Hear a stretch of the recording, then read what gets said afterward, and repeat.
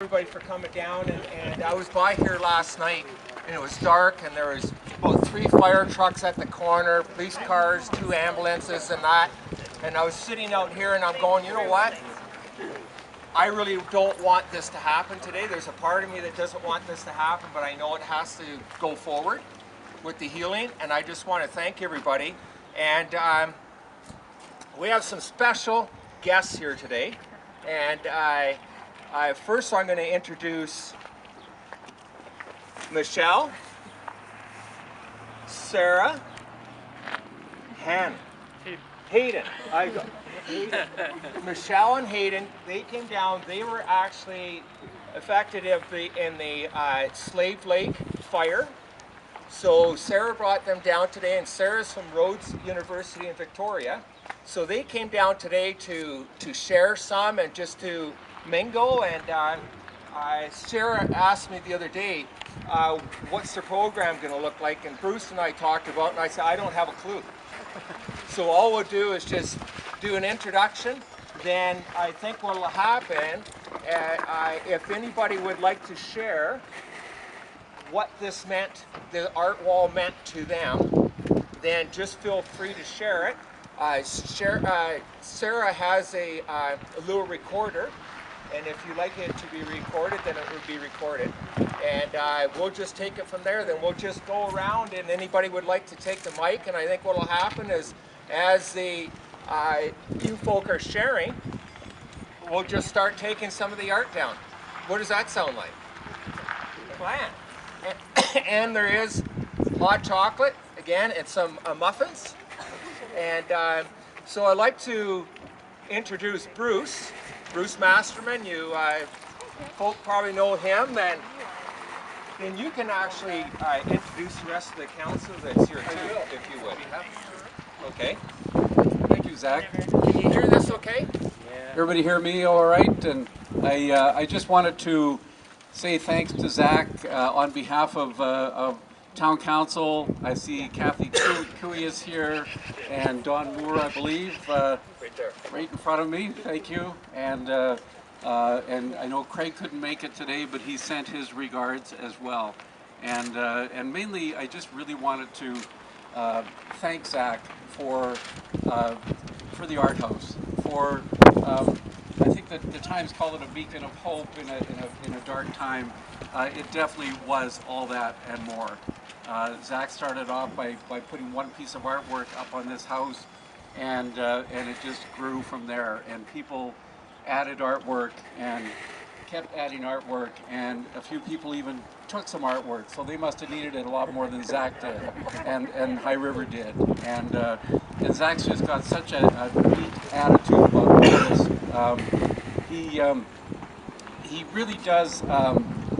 I think, you know, the media across Canada picked up this story. Lorraine and from the Herald and the Times. I mean, you all covered it, and it was wonderful, and it really got picked up across Canada. And along with the stories of the devastation and the death and the tragedy and the loss, was this story, this happy story. And I think it's just so important that we have happy stories to remember this event by. I wanted to mention, and I had to write this one quote down. Zack's initiative really put some meaning into some words that I heard just a couple of hours ago at the United Church, and not to plug the United Church, but I just did. But Reverend Susan Lukey in her sermon today said, she said, we can't think our way out of this disaster. We can only love our way out.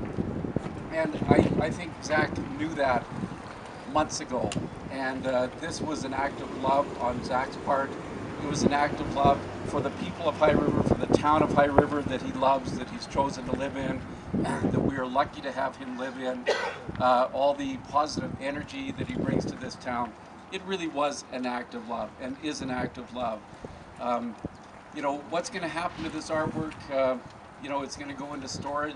Zack, I don't know if you want to talk a bit more about that, but it's my understanding it's going to go into storage for a while until we all figure out what's going to happen to it. We have had really good pictures taken of it by a local photographer who shot it on behalf of or for the town, and you know, my hope and the hope of many people is that we will have a permanent structure of some kind, whether it's part of another larger structure, but just something to commemorate this flood. Not to honor this flood, not to celebrate the flood, but this event was too big for all of us. We'll never forget this. This has become part of High River's history, whether we like it or not. And it would be my hope that some of the pieces of the artwork would go up with the pictures that have been taken of this. Just this morning, I believe there were some pictures taken of the house. And so, anyway, again, on behalf of council, on behalf of the town of High River, I really want to thank you, Zack. And you know, you're a beautiful person, and I think we all appreciate that. Well, thank my mom, right? Well, my dad too. He had something to do with it, but I thank you, Bruce, and for being part of it. And I know that when we went in to get rezoning for here, Craig said in the council meeting, "What are you going to do with the arch?" And I said, "Ask Bruce." So I know something will happen. I don't know what. I know that there's some people here that have, I know this coat of arms, families here, is going to go back to them, and there's a few artists here where they can take their art with them because it belongs to them, and they can do with it what they like.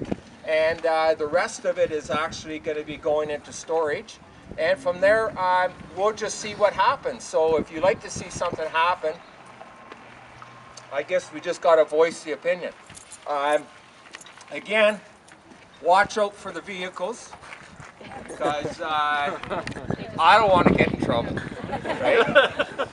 And I want to thank also a couple of people, Deb and Kelly from the Red Cross that are here. And if you want to put up your hand, please. And Kelly at the back. And I just want to say that if there's anybody in the community that still needs help, I'm suggesting, yes, go to the Red Cross. They've been very helpful with me at different times, and even helped give some money, if I can say this, towards some tools, because I lost all my work tools and that, and they were helpful in that, and they're there to help. So I just want to say that they're here to help. So thank you for that. And Sarah, if you would just like to share what you and Robin are doing, okay? And where you're from and what? Sure. Hello, everybody. I'm Sarah, and oh, yeah, now you can hear me. Well, I guess I'm here. I guess it started last year. I started a research project that's focusing on disaster-affected communities, and specifically on youth and how they get involved, what their needs are, what they wish they could say, what they wish they could pass on from their experiences. We're based out of Royal Roads University in Victoria, and it at this point is an international research project that has been focused, well, it originally was Joplin, Missouri with their tornado, Slave Lake with their wildfires, and that's how I met Michelle and Hayden through their insightful interviews with me. And then last year we thought we'd come and hear all your wisdom and insight from what has happened here in High River. And so when we met Jerry with the art wall, I decided, well, maybe we can see some of the Slave Lake youth or not youth anymore, but all youth in a sense, want to come down and just be part of this with you and be part of your legacy, which in our project we've been using mostly arts-based methods to collect stories and to keep that legacy, because so often art says what we just cannot say with words. So that's why we're here, and if we can help with collecting those stories in any way, we'd love to be part of that.